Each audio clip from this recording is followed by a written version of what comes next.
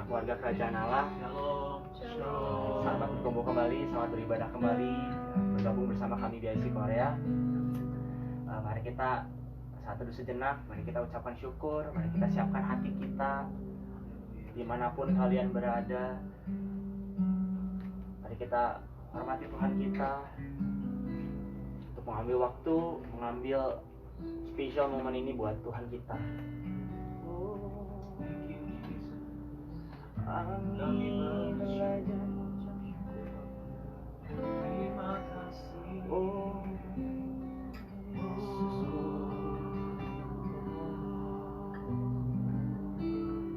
terima kasih.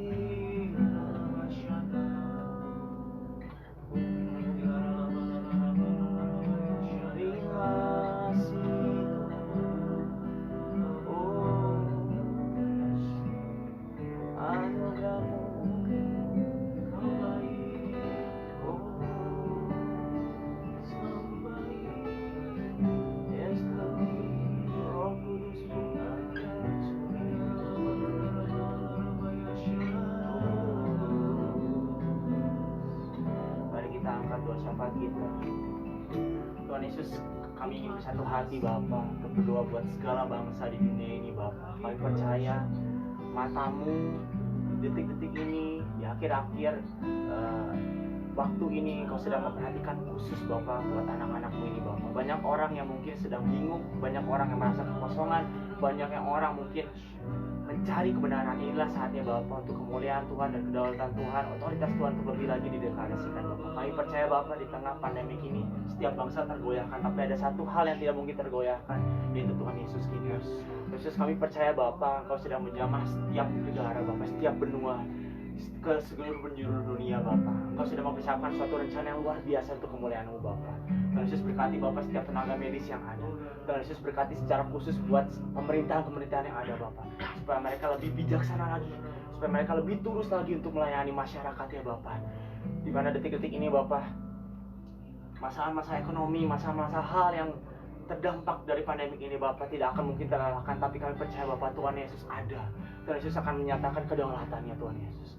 Tuhan Yesus, kami percaya berdoa lebih khusus lagi Bapak buat bangsa kami tercinta, bangsa Indonesia Bapak. Tuhan Yesus, kami percaya Bapak bangsa kami adalah bangsa pilihan Tuhan. Dari jauh-jauh hari Tuhan Yesus punya rencana lebih untuk bangsa kami. Di tengah pandemik ini Bapak, banyak orang yang berbicara mungkin terjadi kemunduran, terjadi kesulitan di negara kami. Kami tolak dalam nama Tuhan Yesus. Tuhan Yesus sedang memberikan akselerasi, percepatan yang besar buat negara kami Bapak. Secara teknologi, secara ekonomika akan terjadi lompatan yang luar biasa Bapak. Bahkan tidak mungkin Bapak akan terjadi lompatan buat orang-orang percaya lebih banyak lagi di negara kami Bapak. Kami percaya Bapak, gereja-gereja Bapak akan menyingkirkan egonya mereka. Gereja-gereja pada akhirnya akan bersatu hati untuk mendeklarasikan kemuliaan-Mu Bapak di tengah pandemi ini Yesus. Kami juga berdoa Bapak buat negara Korea Selatan Bapak, di tempat kami sekarang ini berada. Kami ingin berdoa buat pemerintahan Korea Selatan Yesus. Kami percaya Bapak bahwa Engkau melindungi Korea Selatan. Engkau tidak pernah lupa akan generasi muda Korea Selatan Bapak. Kami percaya Bapak lawatan tangan-Mu sedang nyata, lawatan kasih-Mu sedang meluluhkan hati mereka yang keras, lawatan tangan-Mu sedang meluluhkan hati mereka atau mendamaikan mereka dengan keluarganya mereka Bapak. Tuhan Yesus, kami percaya Bapak kebangkitan rohani secara besar-besaran akan terjadi kembali di negara ini Yesus. Kami juga berdoa Bapak buat keselamatan di Korea Utara Yesus. Kami percaya Bapak lawatan Roh Kudus-Mu tidak akan pernah terlewat di negara manapun, di tempat manapun Bapak. Kami percaya Bapak suatu waktu nanti, di waktu Tuhan yang tepat, kami percaya Korea akan menjadi suatu negara yang utuh. Korea Utara dan Korea Selatan akan memuliakan nama-Mu Bapak. Kami juga berdoa Bapak buat gereja kami Bapak di sini di IC Korea Bapak. Kami berdoa buat senior gembala kami, Pastor Niko, Pastor Johan, Pastor Harun Bapak. Kami juga berdoa buat gembala-gembala lokal kami di sini, Kodedi, Susan, Kevin, Bapak, para gembala-gembala kul yang ada. Terus Tuhan pakai kami Bapak, pakai kami lebih lagi Bapak untuk menjadi saluran berkat dan tangan-Mu Bapak.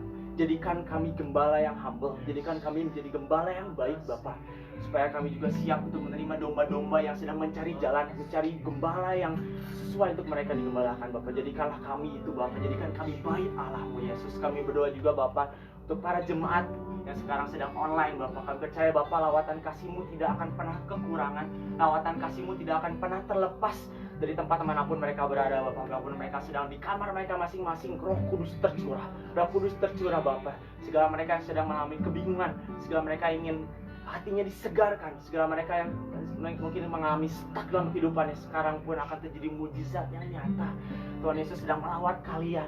Tuhan Yesus sedang melawat jemaat BIC yang ada di seluruh tempat ini berada. Tuhan Yesus, kami percaya Bapa, lawatan kasih-Mu nyata. Kami ingin ucap syukur padamu Bapa. Terima kasih oh Tuhan, terima kasih Yesus. Engkau yang kudus, Engkau yang kudus, Engkau mulia, layak untuk disembah. Engkau yang kudus, Engkau mulia, layak untuk disembah.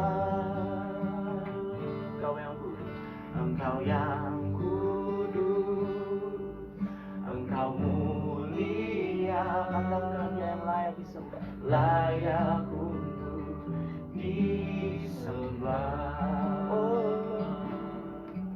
Engkau yang kudus, Engkau mulia, layak untuk disembah.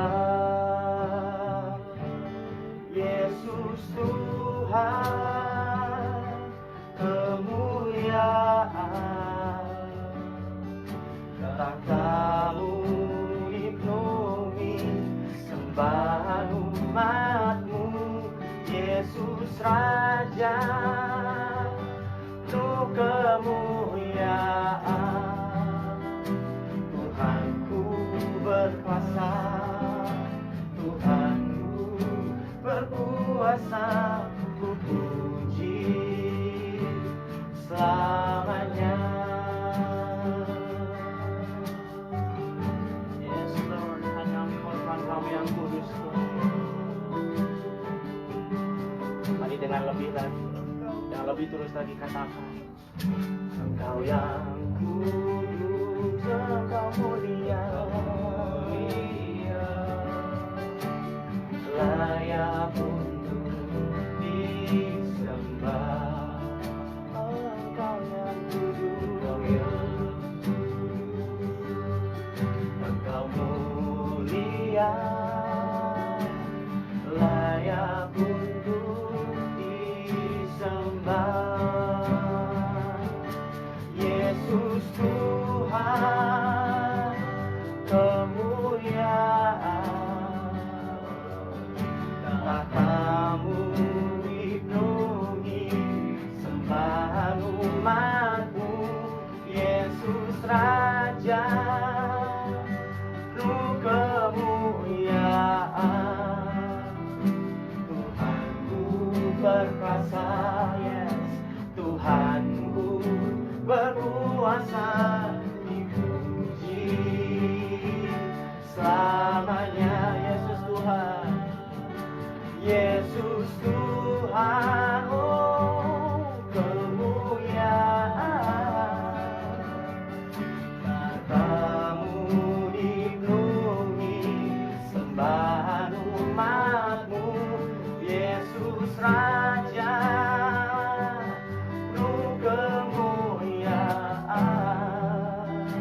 Tuhanku berkuasa, Tuhanku berkuasa, ku puji selamanya.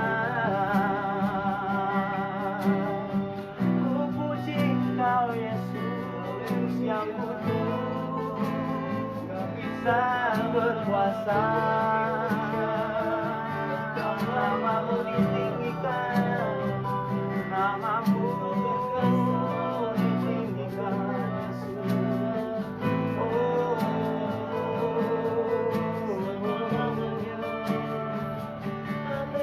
Yesus, Engkau yang kudus dan mulia. Angkat suara-Mu, puji dan sembah Dia. Oh, kasih-Mu Tuhan, oh kedaulatan-Mu berkuasa. Oh,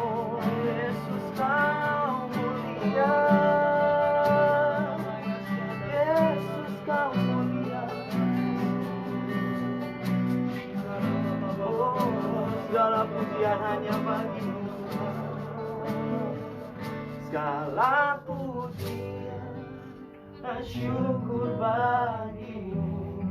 Yes, Lord. Allah yang mulia, kuduslah namamu. Kaulah yang awal, yang akhir dari segalanya. Yesus, Allah pujian bagiku, segala pujian dan syukur bagimu. Allah yang mulia, kuduslah namamu. Kaulah yang awal, yang akhir dari segalanya.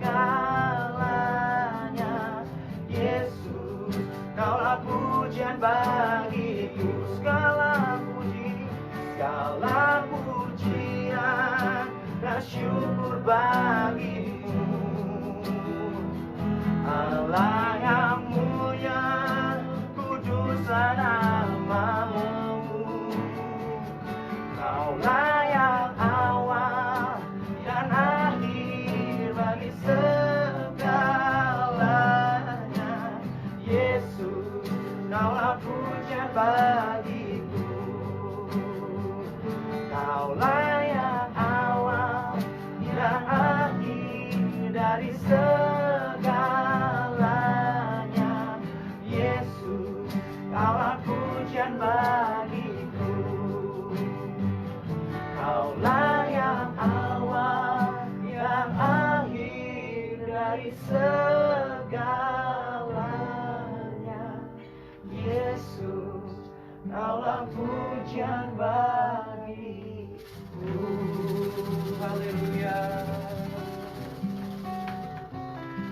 Oke, baik, kita akan dengarkan beberapa pengumuman. Yang pertama, renungan BIC Korea dapat saudara baca renungkan setiap hari di website BIC, bicsoulwordpress.com, linknya ada di depan. Dan kita akan bersama-sama online via Zoom Cool hari Rabu tanggal 29 Juli jam 8 akan dilayani oleh Pastor Roni Hereski dari Bethany Church Singapura. Sekali lagi, Cool Community of Love online via Zoom akan dilayani oleh Pastor Roni Hereski Rabu ini tanggal 29 Juli jam 8 malam.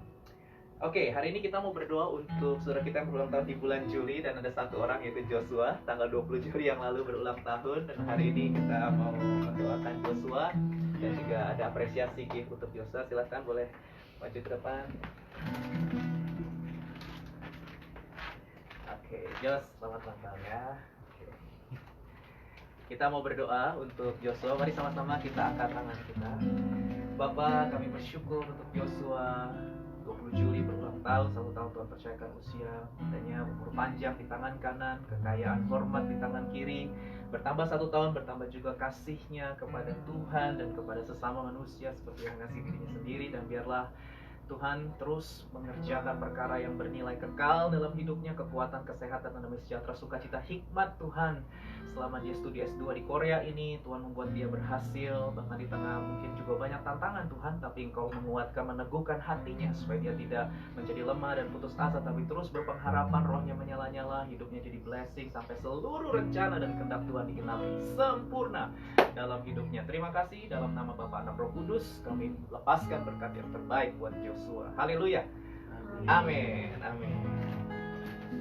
Baik, saudara, kita memberikan persembahan keuangan kita. Mari kita angkat di tangan kanan kita dan sama-sama kita berdoa ya kepada Tuhan. Bapa di surga, kami mendeklarasikan bahwa segala sesuatu dalam hidup kami, termasuk harta keuangan, ini adalah milik kepunyaan Tuhan. Kami bersyukur jika sampai hari ini Tuhan masih mempercayakan kepada kami harta keuangan untuk kami kelola dengan benar.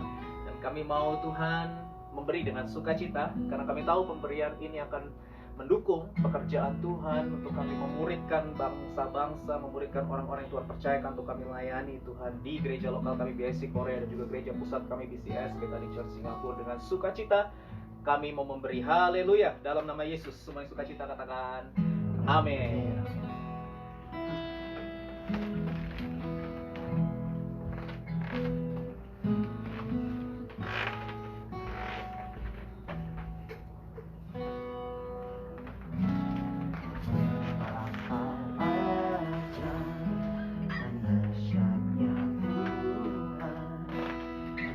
kejadianku. Kau menenun diriku serupa gambaranmu.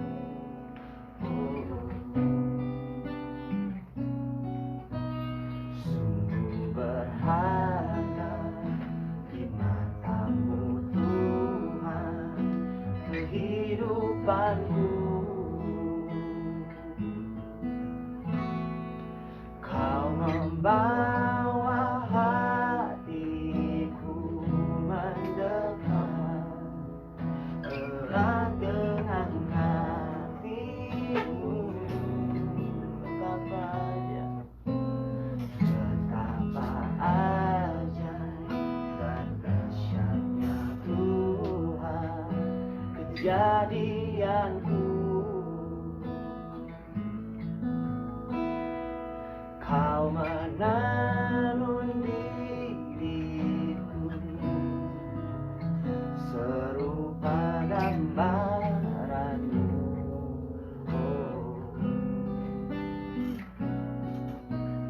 Sungguh berharga di matamu Tuhan kehidupanku. Kau membawa hatiku mendekat erat dengan hatimu. Ku mengangkat wajahku memandang keindahanmu Yesus. Syukur bagi kesetiaanmu di sepanjang hidupku. Dan ku angkat tanganku ke tata kasih dan karuniamu. Tak sekalipun kau tinggalkanku, oh Yesus sahabatku. Oh Yesus,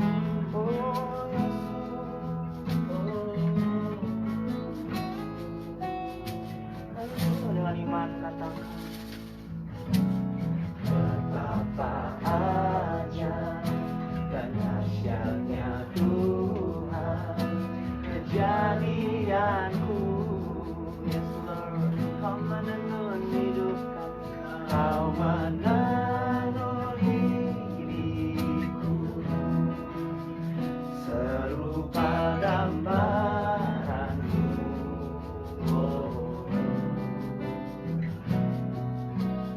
Sungguh berharga di matamu Tuhan kehidupanku.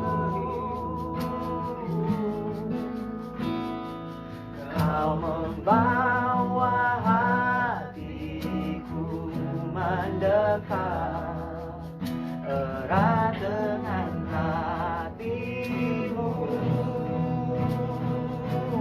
Ku mengangkat wajahku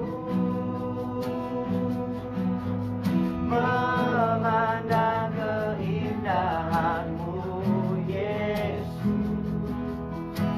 Syukur bagi kesetiaanmu di sepanjang hidupku. Angkat tanganmu dan ku angkat tanganku ke tata kasih dan karuniamu. Tak sekalipun kau tinggalkanku, oh Yesus sahabatku. Ku mengangkat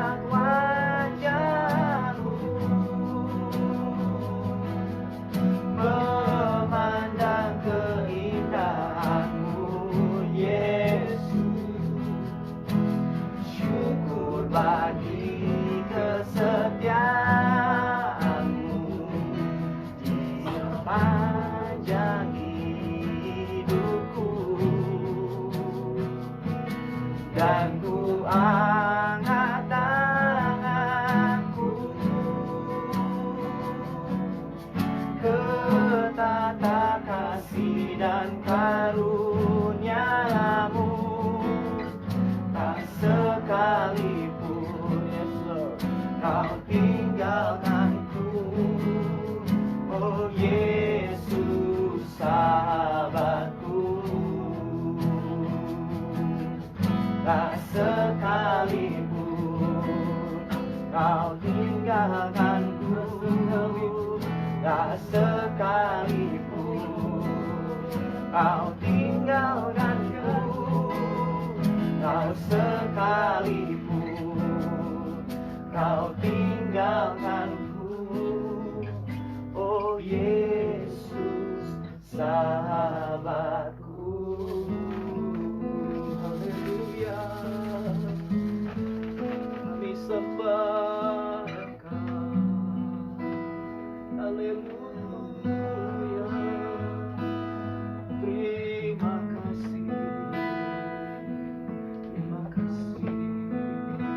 ya Tuhan. Terima kasih buat kesetiaan Tuhan dalam hidup kami. Kami bersyukur penyertaan-Mu sempurna, rancangan-Mu penuh dengan damai sejahtera, masa depan yang penuh dengan pengharapan. Oh Tuhan, kami bersyukur menjadi milik kepunyaan Tuhan. Kami bersyukur Kau memilih kami sebelum dunia dijadikan. Kau menebus kami dengan darah pengorbanan Tuhan Yesus Kristus, sehingga kami punya persekutuan dengan Allah. Kau memeteraikan kami dengan Roh Kudus. Terima kasih ya Tuhan. Kami sembah Engkau dalam roh, kami sembah Engkau dalam kebenaran. Tuhan baik, selalu baik, sangat baik buat hidup kami. Sekarang berbicaralah Tuhan. Kami rindu akan firman-Mu, kami rindu pimpinan Tuhan. Di masa yang sukar, di masa yang sulit ini, kami tahu hanya Tuhan andalan kami. Kami dan keluarga kami akan menyembah-Mu. Kami dan seisi rumah kami akan melayani dan mengasihi Tuhan seumur hidup kami. Berdaulatlah, ambil alih seluruhnya Tuhan. Datanglah kerajaan-Mu, jadilah kehendak-Mu atas hidup kami di tempat ini, sama seperti di surga. Dalam nama Tuhan Yesus Kristus, Tuhan Juru Selamat dan Raja yang kami sembah, kami cintai, dan kami layani sampai seumur hidup kami. Kami sudah berdoa dan mengucap syukur. Setiap orang yang siap merenungkan firman, mari sama-sama katakan amin. Amin. Baik, selamat sore. Shalom. Salam damai sejahtera dalam Tuhan Yesus Kristus kepada saudara sekalian yang dikasihi Tuhan. Baik, sepanjang bulan Juli ini gereja pusat kita Bethany Church Singapura di bawah pengembalaan Bapak Pendeta Johan Handoyo, seluruh gereja cabang yang ada di Indonesia maupun di luar negeri, termasuk di Korea Selatan, di kota Seoul, kita sama-sama nih sedang merenungkan firman Tuhan dengan tema Excellent Family, ya. Katakan Excellent Family. Excellent Family. Oke, tentang keluarga yang excellent, yang berkenan di hati Tuhan. Mari kita buka Kolose pasal 3 ayat 18 sampai 20. Hari ini saya mau menyampaikan firman Tuhan yang sederhana saja, tapi penting supaya kita menjadi keluarga yang menyenangkan Tuhan, keluarga yang berkenan di hati Tuhan, ya, keluarga yang godly, ya, godly family, keluarga yang mencerminkan Tuhan dalam kehidupan kita. Saya beri judul Relationship in Family, relasi dalam keluarga. Kolose pasal 3 ayat 18 sampai 20. Oke, mari kita baca 2, 3. Hai istri-istri, tunduklah kepada suamimu sebagaimana seharusnya di dalam Tuhan. Hai suami-suami, kasihilah istrimu dan janganlah berlaku kasar terhadap dia. Hai anak-anak, taatilah orang tuamu dalam segala hal, karena itulah yang indah di dalam Tuhan. Saudara, teks ini adalah nasihat dari Rasul Paulus kepada para anggota keluarga di dalam Tuhan. Katakan di dalam Tuhan. Iya, jadi ini adalah keluarga orang percaya, ya, orang-orang yang sudah menerima Yesus sebagai Tuhan dan Juru Selamat secara pribadi, telah memberi diri dibaptis. Ada tanggung jawab yang ditulis oleh Rasul Paulus. Setiap anggota keluarga di dalam Tuhan itu punya tanggung jawab, saudara, ya. Nah, mari kita lihat satu demi satu. Yang pertama adalah tanggung jawab istri. Para wanita, baik saudara yang belum menikah, saudara sudah menikah, ini penting sekali. Kolose pasal 3 ayat 18 berkata, hai istri-istri, tunduklah kepada suamimu, ya, sebagaimana seharusnya di dalam Tuhan. Wives, submit to your husband as is fitting for those who belong to the Lord. Nah, saudara, kata tunduk atau submit ini dalam bahasa Yunani, bahasa asli Perjanjian Baru menggunakan kata hypotasso. Hypotasso itu artinya to subordinate, subordination, saudara ya. Jadi subordination itu penundukan, ya, penundukan. Bukan subjugation. Kalau subjugation itu adalah penguasaan, penindasan atau penaklukan. Enggak. Hypotasso itu adalah to subordinate, ya, untuk menundukkan diri di bawah kepemimpinan. Itu artinya tunduk, saudara. Dan Rasul Paulus tulis, tunduklah kepada suamimu, hai istri-istri, sebagaimana seharusnya di dalam Tuhan. Nah, ini penting, kata di dalam Tuhan ini penting sekali, saudara ya. Artinya begini, alasan para istri tunduk di bawah kepemimpinan suami itu adalah karena Tuhan, ya. Di dalam Tuhan, saudara ya. Ini penting sekali. Karena memang kalau kita baca Alkitab, saudara baca kitab Kejadian pasal 1, pasal 2 tuh, ya, memang dari awal, rencana awal penciptaan, Allah itu sudah merancang Adam, pria, suami, sebagai pemimpin, ya, sebagai kepala dalam sebuah keluarga. Adam yang diciptakan lebih dulu dari Hawa. Halo, betul? Iya, Adam yang diciptakan lebih dahulu. Baru setelah itu diciptakanlah wanita, yaitu Hawa, sebagai penolong yang sepadan untuk Adam. Nah, saudara, secara praktis kata tunduk di sini apa artinya? Secara praktis artinya wanita, istri harus belajar menghargai dan menghormati suami atau pria sebagai pemimpin dalam keluarga dan pengambil keputusan terakhir. Tunduk bukan berarti istri tidak boleh memberikan saran. Boleh, ya. Karena salah satu peranan istri sebagai penolong itu adalah memberikan saran, memberikan masukan, memberikan pendapat. Boleh, saudara ya, memberikan saran, masukan, pendapat kepada suami itu, yes. Tapi para istri harus menyadari bahwa pengambil keputusan terakhir, final decision dalam sebuah keluarga itu haruslah suami, pria. Begitu, saudara. Nah, ini penting. Jadi peranan istri itu adalah menolong suaminya supaya bisa menjalankan perannya sebagai pemimpin yang maksimal dalam keluarga. Kebutuhan utama seorang pria, seorang suami, ini para wanita yang belum menikah harus tahu nih, kebutuhan utama seorang pria adalah dihormati, dihargai, ya. Itu kebutuhan utama seorang pria. Nah, saya mau kasih catatan bagi saudara yang belum menikah. Nah, saudara yang mulai masuk dalam fase berpacaran, itu kan berarti periode pranikah, ya. Ingat, kita sudah belajar 5 tahap, ya. Yang pertama itu perkenalan, pertemanan, persahabatan, ya. Baru berpacaran, goalnya adalah pernikahan. 5 itu. Nah, kalau saudara sudah masuk tahap berpacaran, saudara sudah screening nih, ternyata orangnya oke, gitu ya. Nah, saudara perlu tahu juga prinsip ini, ya, bahwa kalau saudara adalah wanita dan saudara dominan sekali, ya, saudara sangat dominan, dan saudara adalah tipikal wanita yang sulit sekali menundukkan diri dalam kepemimpinan pasangan saudara, ini refleksi ya bagi yang mau menikah. Nah, saudara wanita yang sulit sekali menghormati atau menghargai keputusan yang diambil oleh pacar saudara atau pasangan saudara, maka menurut saya lebih bijaksana untuk saudara memikirkan ulang hubungan yang saudara bangun. Jangan langsung menikah dengan orang itu. Ya, karena nanti pernikahan saudara akan menimbulkan banyak luka batin. Baik kepada suamimu luka, anak-anakmu nanti kalau punya anak luka, gitu ya.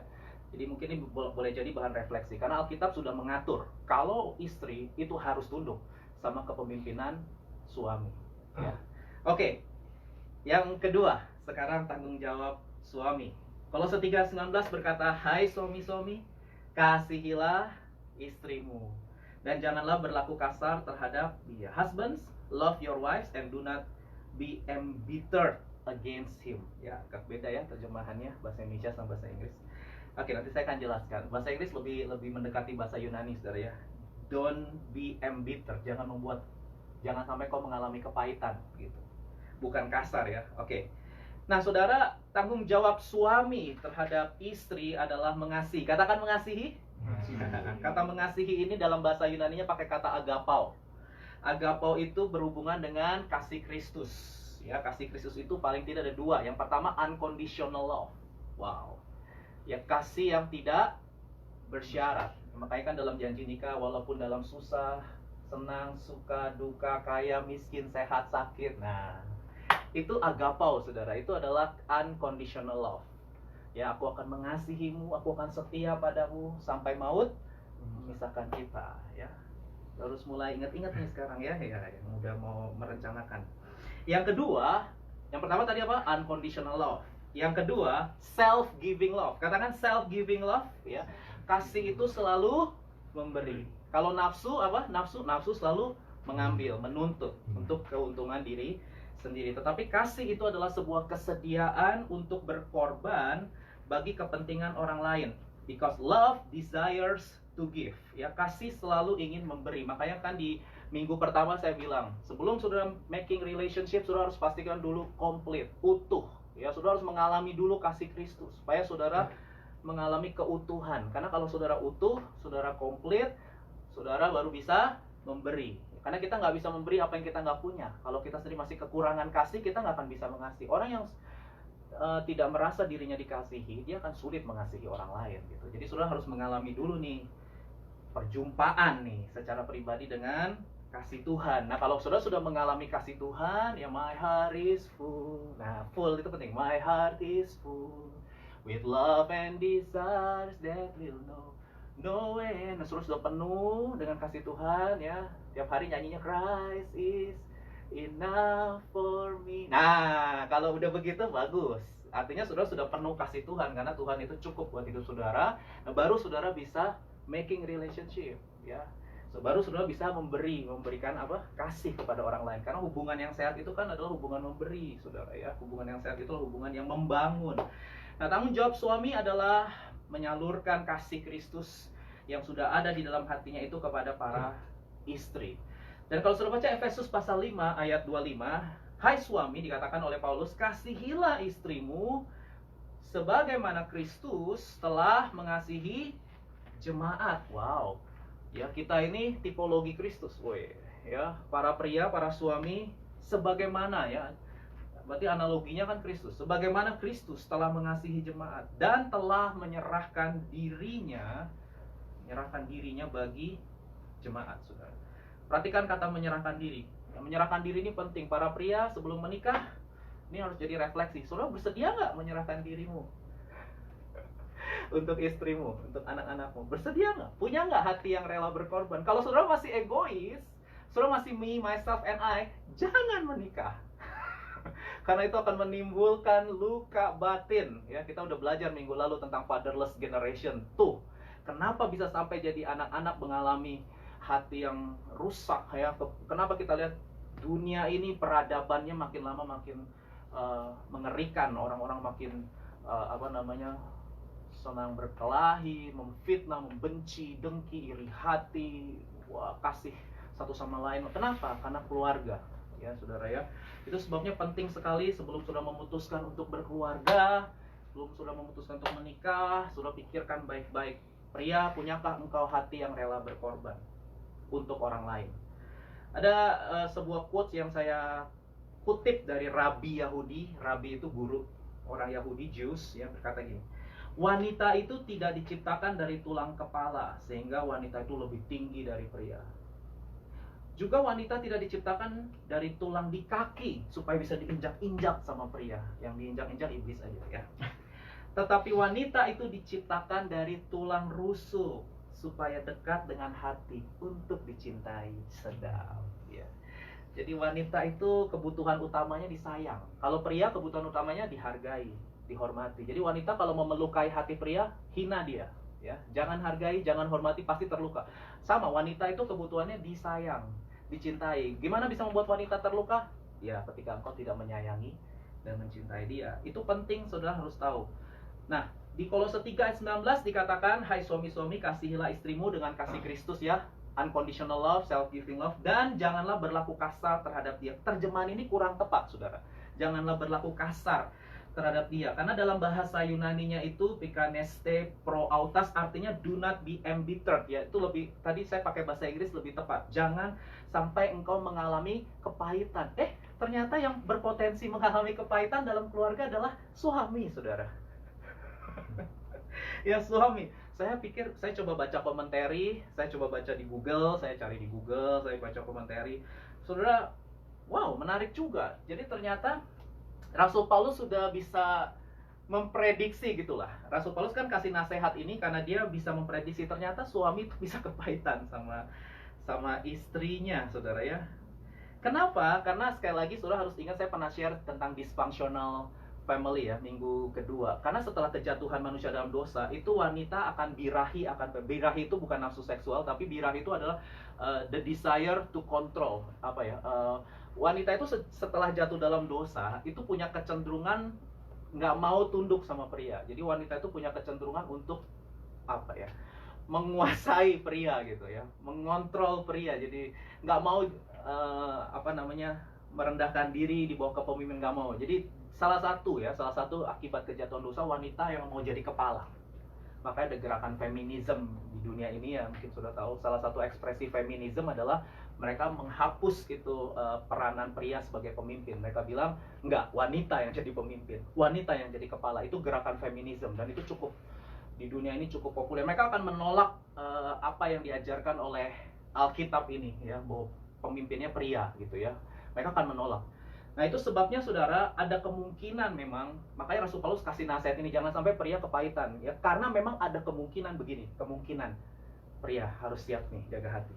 Meskipun kau sudah mengasihi istrimu dengan unconditional love, dengan submit, tapi tetap ada kemungkinan istrimu tidak mau tunduk pada kepemimpinanmu. Makanya Paulus bilang jangan sampai kau mengalami kepahitan dengan istri. Karena Rasul Paulus memprediksi kemungkinan itu ada.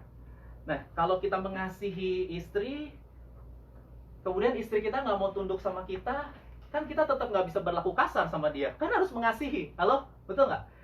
Sudah nggak bisa melakukan kekerasan dalam rumah tangga kan? Nah, itu sebabnya Paulus bilang hati-hati loh, kamu bisa kepahitan. Ya. Jadi menurut saya ini nasihat penting sekali bagi saudara yang belum menikah ya.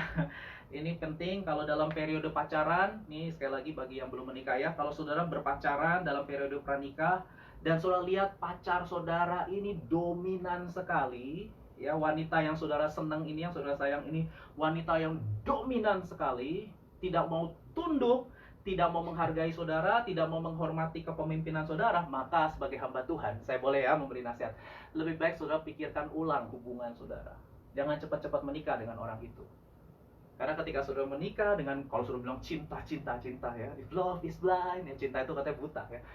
Wah, saudara, nanti setelah menikah saudara gak akan berubah dia.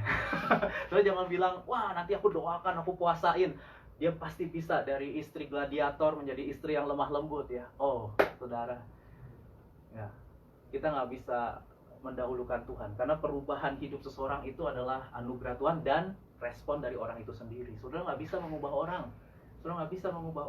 Jadi dalam masa pacaran itu penting sekali saudara lihat. Kalau dia udah nggak menghargai saudara, nggak menghormati saudara, dia nggak mau tunduk pada keputusan yang saudara ambil, wah itu nanti kalau menikah dia nggak akan pernah mau tunduk pada saudara. Dan itu akan berbahaya dong. Hai pria ya. Jadi pria, wanita, kalau engkau belum menikah, puji Tuhan ya, makanya saya kasih teks ini supaya saudara melek. Ya jangan love is blind. Jangan buta gitu ya. Saudara harus melek. Saudara benar-benar harus pikir baik-baik ya. Karena kalau dalam masa pacaran masih boleh putus.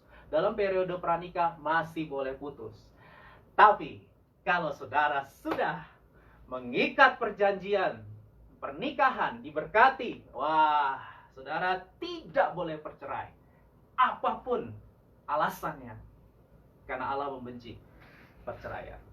Amin ya. Jemaat biasa soalnya mayoritas belum menikah. Jadi firman ini sangat relevan saya pikir. Ya, untuk saudara bijaksana lah ya, bijaksana. Oke.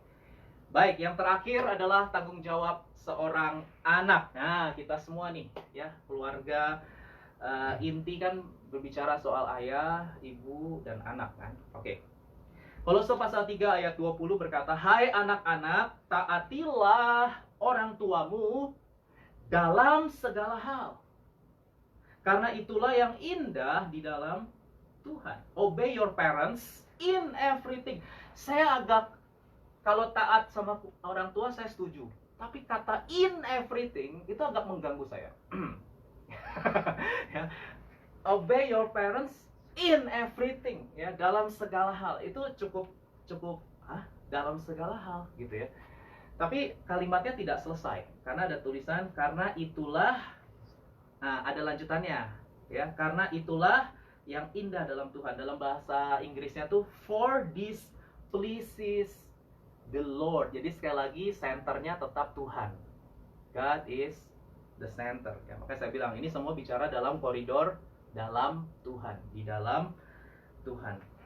Nah, saudara, kata indah dalam Tuhan itu benar banget terjemahan pleases the Lord, ya. Karena dalam bahasa Yunaninya juga artinya menyenangkan Tuhan atau berkenan kepada Tuhan. Jadi sekali lagi Tuhan tetap yang menjadi pusat. Tuhan, dan ini Alkitab adalah tetap yang terutama. Ya, harus Tuhan dan Alkitab yang terutama dan yang menjadi pusat. Jadi dari sini saya baru ngerti, saya sudah tidak terganggu lagi dengan teks ini. Karena sekarang saya ngerti, tetap Tuhan, tetap firman Tuhan yang menjadi pusat, tetap yang menjadi yang terutama. Jadi maksudnya, ketaatan kita kepada orang tua dalam segala hal ada dalam batasan, perhatikan kalimatnya, sejauh itu tidak bertentangan dengan kebenaran firman Tuhan. Tapi kalau ajaran dan perintah orang tua kita bertentangan dengan firman Tuhan, maka dengan sikap hormat, tetap harus hormat ya. Kita tetap menghargai, menghormati, dan lembut kepada orang tua kita. Kita menyatakan tidak setuju. Karena kita mau lebih taat sama Tuhan daripada sama manusia. Itu ada ayatnya, Kisah Rasul 5 ayat 29. Petrus dan Rasul-Rasul menjawab, kita harus lebih taat kepada Allah daripada kepada manusia.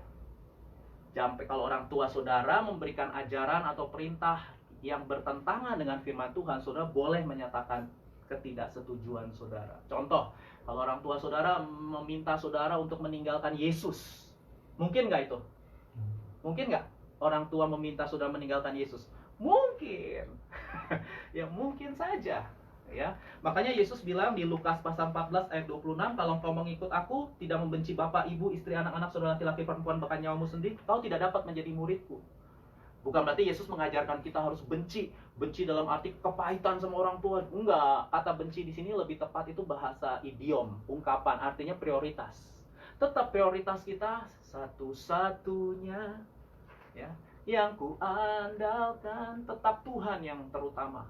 Yang terutama di dalam hidup ini, ya, lagunya, meninggikan nama Yesus. Jadi kalau orang tua saudara minta saudara meninggalkan Yesus, saudara harus berkata, papa mama saya tetap hormat sama papa mama, saya sayang sama papa mama, tapi saya nggak bisa ninggalin Yesus karena dia pusat hidup saya, ya, dia yang terutama dalam hidup saya, ya.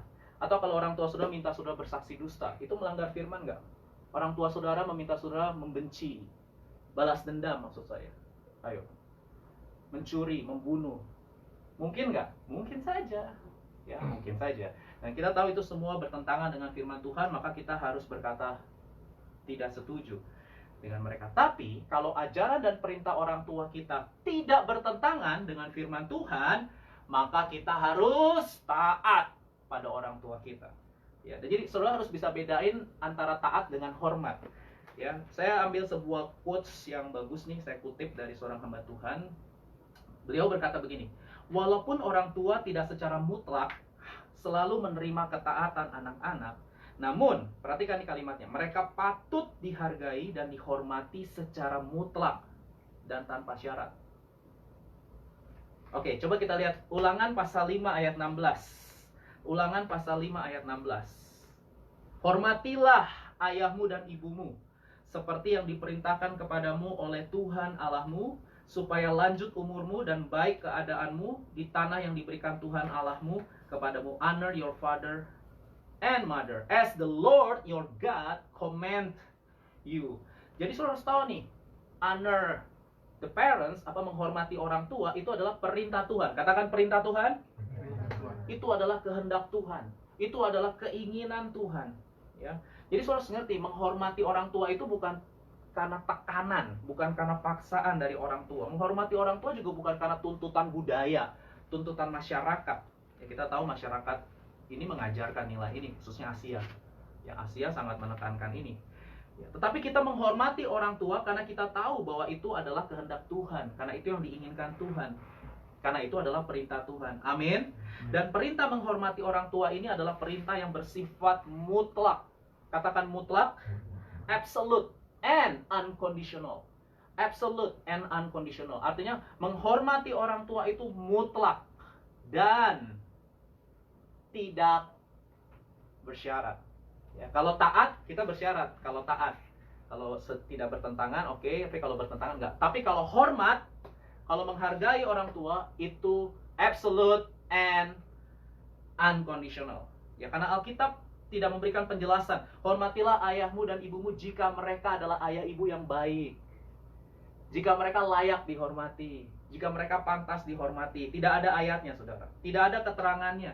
Ayah seperti apa yang harus dihormati. Ibu seperti apa yang layak dihormati. Tidak ada syarat, saudara. Alkitab nggak kasih syarat. Ya. Artinya begini, siapapun mereka, apapun yang mereka lakukan bagi kita, kita tetap harus menghormati mereka. Amin. Amin. Ya, ada banyak anak-anak tidak mau menghormati orang tuanya karena mereka melihat orang tua mereka tidak layak dihormati, tidak pantas dihormati. Ya, mungkin mereka punya ayah yang tidak bertanggung jawab. Ya, minggu lalu kita udah banyak share ayah yang otoriter, ayah yang gampangan mungkin. Ayah yang membeda-bedakan favoritism, ya. Ayah yang tidak mengasihimu, menolakmu dan lain sebagainya. Mungkin dia penjudi, dia selingkuh, dia pemabuk, dia nggak memberi nafkah keluarga, ya. Seperti yang diceritakan Ponti itu, uangnya selalu habis untuk yang lain, nggak untuk keluarga, sampai ibunya harus bekerja membiayai, ya. Ceritanya Ponti minggu lalu. Mungkin kita pikir nggak layak kan dihormati, betul? Tapi Alkitab berkata tetap harus tetap harus menghormati, saudara. Meskipun mereka, menurut kita, mereka tidak layak dan tidak pantas. Demikian juga mungkin sudah punya ibu yang kata-katanya kasar, kotor, ya. Ada memang wanita-wanita tertentu yang suka mengutuk, ya. Kata-kata tuh kalau keluar, waduh, ngejejlek aja, ya. Waduh, ya, memang ada, saudara, ya. Tetapi meskipun ibu kita seperti itu pun, kita tetap harus menghormati. Artinya, ini adalah sebuah perintah yang berlaku mutlak dan tidak bersyarat. Dan kalau saudara coba lihat hukum, ada 10 perintah Allah, kan saudara tahu diberikan oleh Allah kepada Musa di Gunung Sinai, itu 10 perintah Allah. The 10 Commandments, tahu ya, itu sangat, 2 loh batu ditulis oleh jari Tuhan sendiri, ya. Dan saudara, itu bicara standar moral Allah yang kudus, ya. Jadi kalau saudara mau tahu standar moral Allah, itu dia 10 perintah Allah, the 10 Commandments. Nah, menarik menurut saya, coba saudara lihat perintah 1 sampai 4 itu kan bicara relasi kita dengan Allah, ya.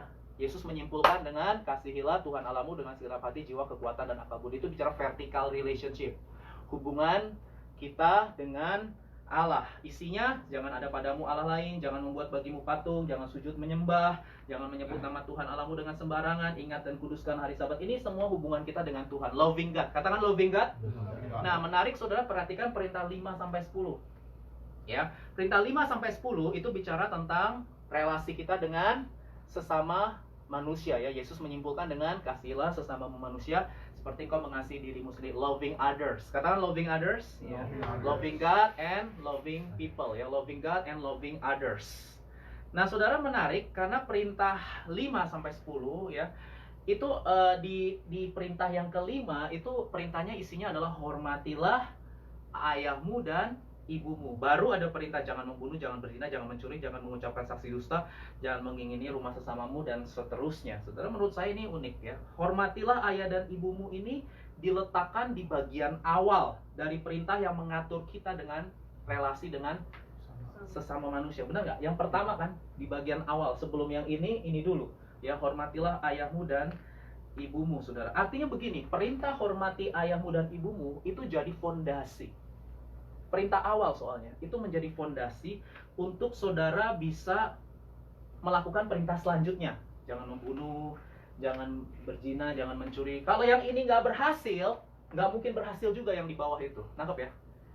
Jadi itu fondasinya itu adalah hormatilah ayahmu dan ibumu. Ini perintah yang mendasari perintah-perintah yang lain. Jadi saudara, kalau ingin melihat masyarakat tidak mencuri, tidak membunuh, tidak berzina dan seterusnya, maka masyarakat itu harus dibentuk dari keluarga. Tadi Patrick nyanyi, harta yang paling berharga adalah keluarga. Ya, betul sekali, ya. Sumbernya itu di keluarga, saudara. Ya, kenapa kita lihat ada perilaku-perilaku behavioral disorder, LGBT, ya saya nggak bahas hari ini tentang LGBT. Itu semua kalau mau dicari akarnya, saudara ya, sumbernya, kenapa bisa ada perilaku-perilaku menyimpang seperti itu, penyimpangan-penyimpangan perjinahan, pembunuhan ini, itu penyimpangan-penyimpangan ini semua dasarnya adalah karena gak beres dengan keluarga. Ada sesuatu yang nggak beres dengan keluarga, ya, ada luka di batin dan lain sebagainya, saudara. Kita tidak mungkin bisa mengasihi sesama kita sebelum kita menghormati orang tua kita. Orang yang tidak mau menghormati orang tua mereka, mereka pasti tidak akan mau menghormati siapapun yang ada di dunia ini. Jadi kalau sama orang tua aja udah nggak hormat, dia nggak akan bisa hormat sama bosnya, sama profesornya, sama dosennya, sama pendetanya, sama gembala kulnya, sama nggak bisa. Berontak terus. Ya kan, minggu lalu salah satu ciri dari fatherless generation adalah berontak terus dengan otoritas yang ada di atasnya. Berantem terus sama semua orang. Karena mereka nggak bisa hormati orang tua mereka juga tidak akan bisa menghormati orang lain. Berantem terus sama dosen, profesor, pendeta, sama atasan, sama siapapun, ya. Karena memang kuncinya itu ada di dalam keluarga. Itu penting sekali. Kalau saudara mau punya relasi yang baik dengan orang lain di masyarakat, maka harus dimulai dari keluarga, ya. Jika kita ingin melihat sebuah komunitas, masyarakat, gereja, kota, bangsa punya peradaban yang baik, maka itu harus dimulai dari keluarga. Ya, jadi 1 bulan ini kita sudah belajar keluarga adalah fondasi yang mempengaruhi gereja, komunitas, masyarakat, kota, bangsa, dan dunia. Jadi kalau kita mau mengubah dunia, gede banget ya mengubah dunia. Kita harus mengubahnya dari perkara yang paling kecil. Apa itu? Family. Ya, jangan doa yang gede-gede dulu kalau kita sama keluarga aja nggak pernah doain. Wah, saya berdoa seluruh dunia penuh kemuliaan Tuhan. Itu tolong coba, keluargamu gimana itu keluargamu? Didoain nggak setiap hari ya? Saudara harus jadi blessing buat keluarga. Amin. Nah, sekarang kita akan belajar secara cepat ya. Bagaimana cara kita menghormati orang tua kita? Yang pertama, menghormati dengan hati. 1 Timotius 1 ayat 5. Tujuan nasihat itu ialah kasih yang timbul dari hati yang suci, dari hati nurani yang murni, dan dari iman yang tulus ikhlas. Ya, saudara, Alkitab berkata kasih Allah itu timbul pada saat kita memiliki hati yang suci, murni, tulus ikhlas. Jadi hormat itu harus dimulai dari hati yang bersih, murni, dan tulus ikhlas. Ya, kata suci dalam bahasa Yunani-nya kataros, artinya bersih, bebas dari kotoran, murni. Murni itu artinya tidak tercampur aduk dengan hal-hal lain, ya, jernih, bening, begitu. Jadi gini, kita nggak bisa menghormati orang tua kita kalau kita masih menyimpan dendam. Kita nggak bisa menghormati orang tua kita kalau kita masih punya luka di batin ini. Nggak bisa, saudara. Saudara nggak bisa menghormati orang yang saudara benci. Halo, betul nggak?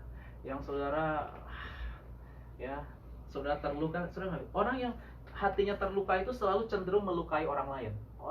Jadi kalau saudara ketemu orang ngomongnya tuh, ya, aduh, pengennya tuh selalu ngutuk, ya, pengennya tuh selalu melukai. Itu saudara kenapa? Saudara, hatinya terluka. Hatinya dia tuh terluka. Makanya dia punya self defense. Sebelum aku dilukai lagi, aku harus melukai dulu. Wah. Jadi itu kalau ketemu orang gitu, dia berantem, troublemaker. Di mana-mananya nggak bisa akur sama orang. Ya, kenapa itu ada orang model begitu? Ada nggak? Ada. Ya karena hatinya terluka, saudara. Amsal 4 ayat 23, jagalah hatimu, ya, above all is guard your heart, for everything you do flows from it. Everything you do flows from it. Dalam terjemahan bahasa Indonesia sehari-hari dikatakan jagalah hatimu baik-baik sebab hatimu menentukan jalan hidupmu. Wow, jalan hidup kita, masa depan kita ditentukan dari apa yang ada di dalam hati kita. Itu penting sekali. Minggu lalu makanya saya sudah melakukan sebuah momen untuk saudara melepaskan pengampunan, ya. Melepaskan pengampunan. Karena kita bisa mengampuni orang karena kita sudah mengalami pengampunan dari Tuhan. Yang kedua, menghormati itu dengan pengertian. Katakan pengertian.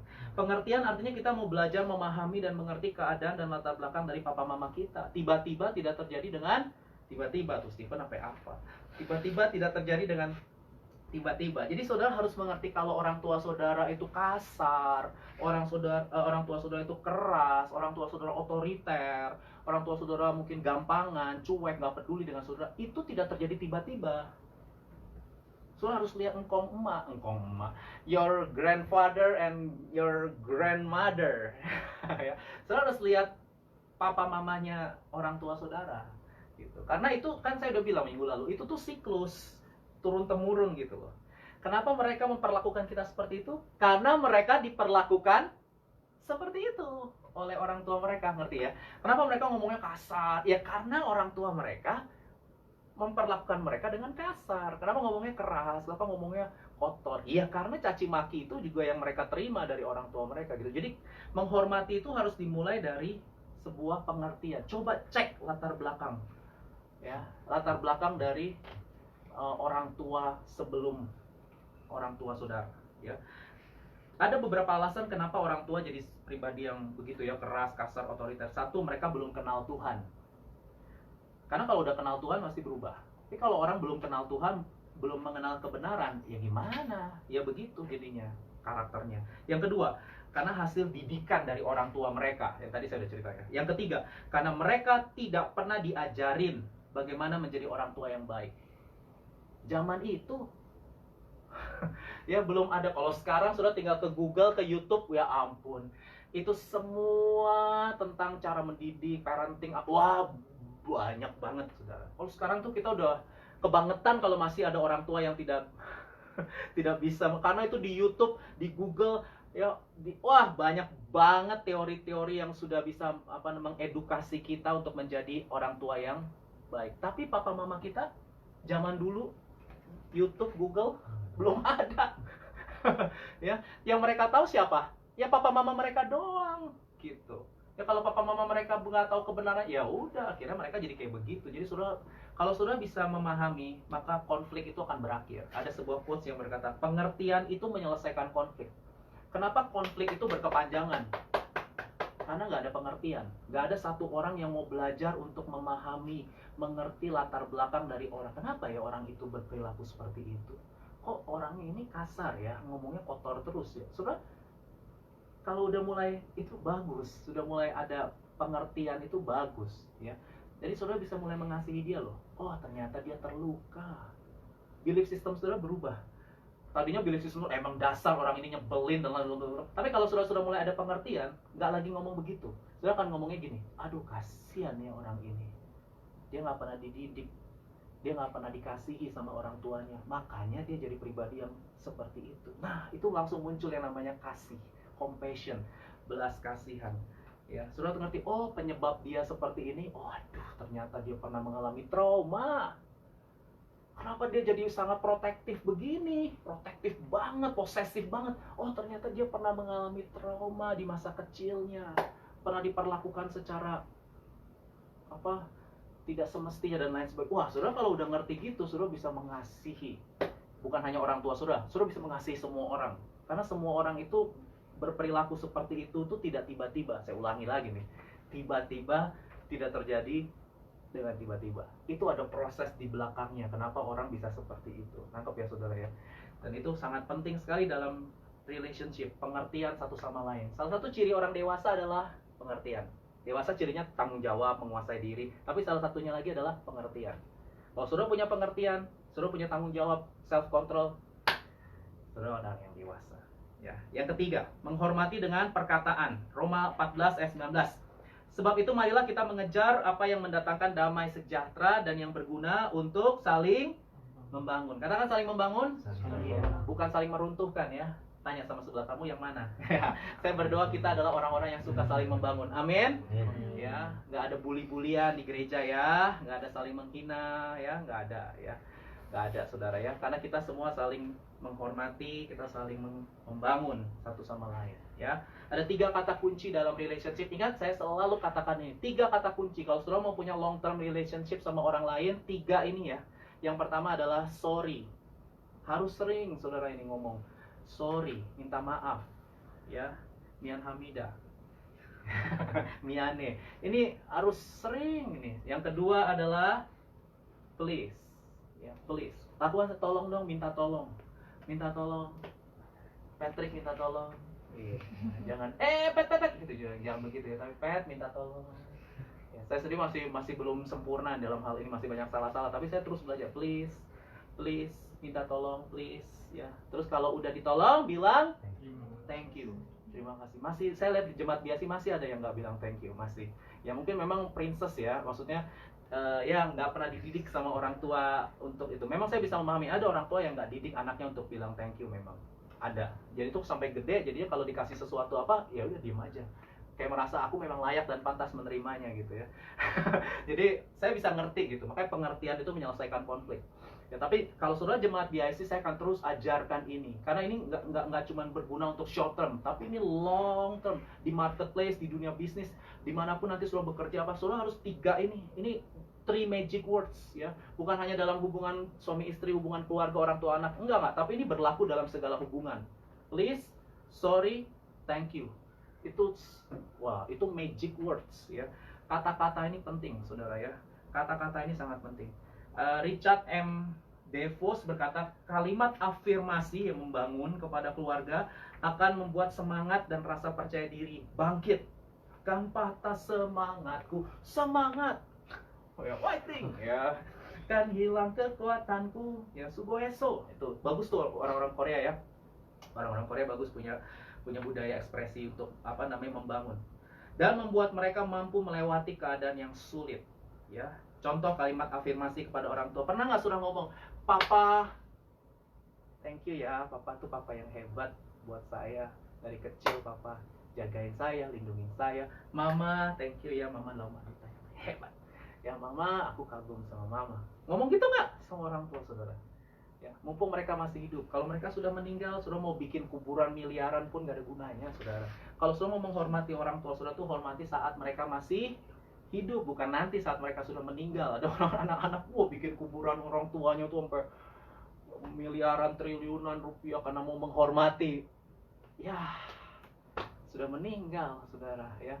Jadi kalau mau sekarang nih, mumpung mereka masih hidup ya. Yang keempat, yang terakhir, menghormati dengan tindakan. Jadi hormat itu adalah respect yang dimanifestasikan. Hormat itu adalah respect yang harus diwujudkan dengan action. Gimana cara kita menghormati orang tua kita? Yang pertama adalah saudara harus meminta nasihat. Meminta nasihat itu pertama kali sama orang tua saudara. Yang pertama sama Tuhan, oke. Yes, of course. Ya, sama Tuhan. Setelah itu sama orang tua, baru sama gembala saudara, bapak rohani saudara, ya. Itu penting. Otoritasnya tuh jelas Tuhan, orang tua, gembala. Ya, pemimpin rohani saudara. Gembala cool ya, kalau di BIC gembala missionnya saya. Itu jadi otoritas spiritual covering itu penting. Orang tua dulu, tapi orang Tuhan, orang tua, gembala. Itu yang saudara harus meminta nasihat kepada mereka, baru ke teman-teman, ke yang lain. Ini hal-hal yang signifikan ya. Kalau yang kecil-kecil sih it's okay ya. Tapi kalau udah berkaitan dengan memilih pasangan hidup, berkaitan dengan karir, berkaitan dengan memilih masa depan, wah itu saudara harus jelas ya. Orang tua harus tanya pendapat orang tua, sudah gimana nih Pak, Mah, aku lagi dideketin nih misalnya ya, saudara harus tanya sama mereka, karena nasihat orang tua itu salah satu konfirmasi dari Tuhan juga. Yang kedua, memberi perhatian, menyediakan waktu untuk menelpon ya, menanyakan kabar. Waduh, saya agak lemah juga nih di sini ya. Saya seminggu sekali. Ya, saya seminggu sekali, cuman saya bersyukur ada istri karena mengingatkan ya. Kadang ya nggak tiap hari gitu ya, tapi saya juga belajar nih, aduh ya, harus belajar. Papa saya juga udah makin lemah juga sih fisiknya. Biasanya kalau ditelepon juga nggak bisa terlalu banyak ngomong. Saya kalau saya telepon, saya ada waktu saya doain papa saya dan sebagainya, nanya ke mama kabar-kabar melalui chatting dan lain sebagainya. Karena ada research dari sekolah tinggi di London terhadap 6.500 orang tua, mereka yang merasa terisolasi dan kesepian pada saat ditinggal anak-anaknya kuliah di luar negeri atau telah menikah, biasanya punya kecenderungan 2 kali lipat untuk meninggal dunia daripada mereka yang mendapat panggilan telepon, video call, atau kunjungan rutin dari anak-anaknya karena dikasihi. Oke, baik.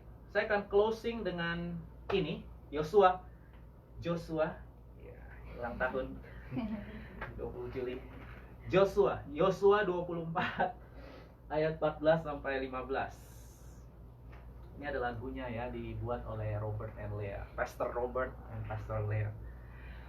Yosua pasal 24 ayat 14 sampai 15. Ini adalah pasal terakhir dari kitab Yosua, dan waktu itu Yosua sebagai pemimpin pengganti Musa, dia kumpulkan semua orang Israel, saudara.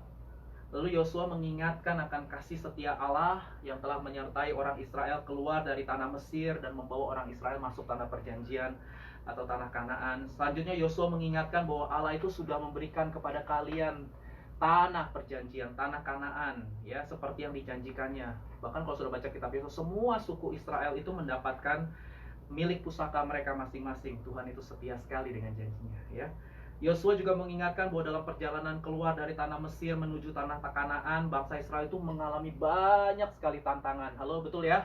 Tetapi kesetiaan Tuhan, kekuatan Tuhan selalu memberikan mereka kemenangan demi kemenangan. Nah, Yosua tuh ingetin kesetiaan Tuhan, kebaikan Tuhan, kemurahan Tuhan, janji dan penyertaan Tuhan itu sebagai landasan untuk bangsa Israel mengambil sebuah komitmen. Apa itu komitmennya? Aku dan seisi rumahku akan mengasihi Tuhan, melayani Tuhan, beribadah kepada Tuhan seumur hidupku. Coba kita baca ayatnya yuk. Yosua 24 ayat 14 sampai 15. Pidato terakhirnya Yosua sebelum meninggal. 2-3. Oleh sebab itu takutlah akan Tuhan dan beribadahlah kepadanya dengan tulus, ikhlas dan setia. Jauhkanlah Allah yang kepadanya nenek moyangmu telah beribadah di seberang sungai Efrat dan di Mesir, dan beribadahlah kepada Tuhan. Tetapi jika kamu anggap tidak baik untuk beribadah kepada Tuhan, pilihlah pada hari ini kepada siapa kamu akan beribadah. Allah yang kepadanya nenek moyangmu beribadah di seberang sungai Efrat, atau Allah orang Amori yang negerinya kamu diami ini. Tetapi aku dan seisi rumahku, kami akan beribadah kepada Tuhan. Jadi Yosua menantang bangsa Israel. Pilihlah pada hari ini kepada siapa kamu akan beribadah, ya. Allah yang kepadanya nenek moyangmu beribadah di seberang sungai Efrat, Allah orang Amori, negerinya kamu diami, tapi aku dan seisi rumahku akan beribadah kepada Tuhan. Nah, saudara, jadi dari sini Yosua sendiri memahami bahwa untuk komitmen setia seumur hidup dengan Tuhan itu juga tidak gampang, ya. Ada distraction, ya. Ada Allah orang Mesir, ada Allah orang Amori, ya. Saudara, jadi memang Allah nenek moyang itu kan tiga berhala kalau saya bilang, ya. Tiga berhala yang bisa mendistract mendistract itu apa sih? Mengalihkan perhatian atau fokus kita kepada Tuhan. Makanya keluarga harus sangat berhati-hati dengan yang namanya berhala ini, ya, berhala. Kalau berhala zaman now nggak jauh-jauh dari kenikmatan hidup, kemewahan, kenyamanan hidup. Ya, kenapa sih orang cinta uang? Bukan karena tergila-gila sama uangnya, tapi karena mereka pingin kenikmatan hidup, karena mereka pingin kenyamanan. Ya, itu. Makanya mereka cinta uang. Mereka halalkan segala macam cara karena mau kenyamanan, kenikmatan, kemewahan. Itu memang keinginan mata, keangkuhan hidup, dan keinginan daging, kan itu ditulis sama Yohanes. Itu tiga itu memang berhala, saudara, yang bisa memecah keluarga. Ya, suami istri bisa pisah, orang tua anak bisa pisah satu sama lain, saling ujung-ujungnya sebenarnya kalau dilihat ya muter-muternya soal di sekitar itu aja sebenarnya, masalah self-centered, ya, saudara. Jadi kita sebagai keluarga Kristen, kita harus sadar nih bahaya ini, virus, racun ini, ya, bisa selalu mengganggu keluarga kita. Itu sebabnya saya selalu katakan, berdoalah setiap hari dengan keluargamu, adakan mesbah keluarga, doa, pujian, penyembahan. Kalau bisa merenungkan firman sedikit boleh, ya. Kalau enggak ya sudah doa supaya ada kesatuan roh, karena banyak sekali serangan si jahat ini, ya. Jadi kemarin minggu lalu nyanyinya injak-injak iblis, ya. Tapi nggak semudah itu loh iblis diinjak-injak, ya. Kalau saudara nggak punya spiritual covering, saudara injak-injak iblis, hati-hati, ya. Karena roh jahat itu real, ya. Tapi kita nggak perlu takut dengan roh-roh jahat, karena kita punya roh yang lebih besar dari roh-roh jahat. Amin. Tapi kita harus bertanggung jawab dengan keluarga kita. Saudara harus pagari dengan spiritual covering. Saudara harus doakan papa mama, ajak doa bareng-bareng, suami istri, Evan, Mai doa bareng, saya sama Susan juga doa. Kita harus doa bareng setiap hari supaya atmosfer spiritual covering. Video call, Rivaldo lakukan itu, Rivaldo, ya. Saya sering dengar kesaksiannya di Kulweki, berdoa untuk adik, berdoa untuk mamahnya. Di video call doa gitu. Itu karena itu penting, karena banyak berhala, banyak sekali distraction di dunia ini, saudara, ya. Banyak yang bisa membuat keluarga kita terpecah-pecah, ya, nggak unity, ya, nggak menjadi satu, ya. Oleh karena itu, mari kita responi firman Tuhan ini dengan menyanyikan lagu yang terinspirasi tentu dari teks ini, ya. lagu lama, saudara, saya mengajak kita nyanyi yuk. Bersama keluargaku melayani Tuhan. As for me and my house, we will serve you, Lord, together forever. We will love you more. Your love is higher than the heaven. Great is your unfailing love. Para singer bantu saya. Bahasa Inggris dulu ya. As we come into your presence, Lord. As we come into your presence, Lord, lifting our heart as one, and with one voice we sing, promise to be faithful till the end, forever love you, our God. As for me and my house, As for me and my house, we will serve you, Lord, together forever. We will love you more. Your love is higher than the heavens, leading us as one. Great is your unfailing love. bahasa Indonesia. Kami datang di hadirat-Mu. Oh, kami datang di hadirat-Mu dalam satu kasih. dalam satu kasih dengan bersehati,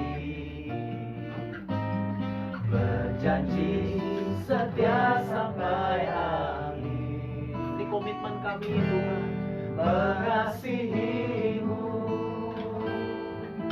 Yesus, Bersama keluargaku, bersama keluargaku melayani Tuhan, bersatu selamanya mengasihi Engkau. Tiada yang dapat melebihi kasih-Mu ya Tuhan. Bagi kami Engkau segalanya. Keluargaku melayani Tuhan, bersatu selamanya mengasihi Engkau. Tiada yang dapat melebihi kasih-Mu ya Tuhan. Bagi kami Engkau segalanya. Bagi kami Engkau segalanya. Bagi kami Yesus, Yesus segalanya.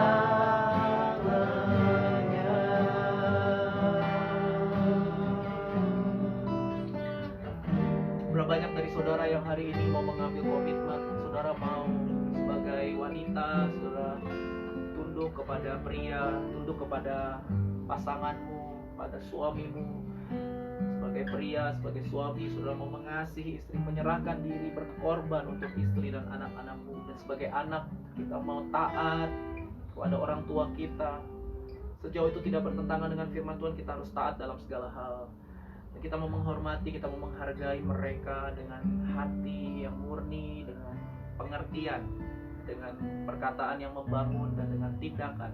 Kita menghargai, menghormati mereka sebagai spiritual covering, sebagai pelindung secara rohani juga untuk kehidupan dan masa depan kita. Saudara mau mengambil komitmen setia bersama dengan keluarga saudara, mengasihi Tuhan, melayani Tuhan. Jadikan Tuhan pusat dalam hidupmu, keluargamu setia sampai akhir. Kalau saudara mau taruh tangan kanan saudara di dada, saya berdoa. Bapa, hamba berdoa untuk setiap orang yang menaruh tangan kanan mereka di dada. Kami menyadari tanggung jawab kami masing-masing dalam keluarga, sebagai suami, sebagai istri, sebagai anak-anak. Dan hari ini Tuhan, kami mau melakukan firman-Mu karena kami mengasihi-Mu Tuhan. Kami mau membawa keluarga kami setiap hari memiliki atmosfer rohani, doa, pujian, penyembahan dalam unity. Siang dan malam menara doa ada setiap hari di keluarga kami. Rumah doa ada setiap hari di keluarga kami Tuhan. Sehingga keluarga kami boleh terus ada dalam hati-Mu, dalam pikiran-Mu, dalam rencana-Mu. Dan setiap apa yang kami kerjakan dalam studi, dalam pekerjaan, semuanya Tuhan, dalam bisnis, semuanya ada dalam perlindungan rohani, spiritual covering dari Tuhan. Sehingga segala serangan-serangan dari si jahat tidak bisa mengena kepada keluarga kami. Dan berkat Allah Tritunggal, Bapa, Anak, Roh Kudus nyata dan sempurna dalam hidup keluarga kami, sampai kami menyelesaikan pertandingan iman kami di garis akhir Tuhan. Terima kasih Bapa untuk sepanjang bulan Juli ini kami semua merenungkan firman tentang family, tentang keluarga. Biar lagi mendidik kami untuk menjadi pribadi-pribadi yang dewasa, bijaksana Tuhan dalam segala hal. Terima kasih Bapa, terima kasih untuk hari ini Tuhan. Kami bersyukur untuk kami boleh menaikkan pujian penyembahan kami, doa kami, dan juga firman memberi persembahan. Kami tahu semuanya ini kami persembahkan hanya untuk kemuliaan nama Tuhan saja. Dan sebentar kami pulang, kami rindu terima berkat dari Tuhan. Mari buka hati, tengadakan kedua belah tangan, sudah terima berkat Tuhan. Kiranya Tuhan memberkati engkau dan melindungi engkau. Tuhan menyinari engkau dengan wajahnya dan memberi engkau kasih karunia. Tuhan menghadapkan wajahnya kepadamu dan memberi engkau damai sejahtera.